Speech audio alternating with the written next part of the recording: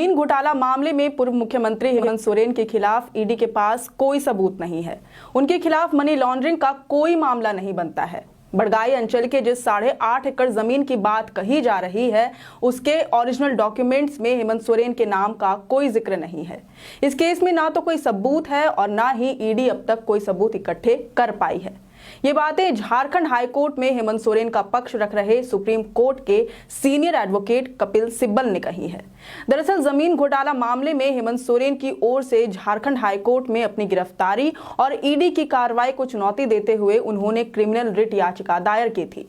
इस याचिका पर अदालत ने सुनवाई होने के बाद फैसला सुरक्षित रख लिया गया है। सुनवाई के दौरान कपिल सिब्बल ने कोर्ट को बताया कि ईडी आर्किटेक्ट विनोद सिंह के साथ उनके जिस व्हाट्सएप चैट का जिक्र कर रही है वह साल 2020 का है।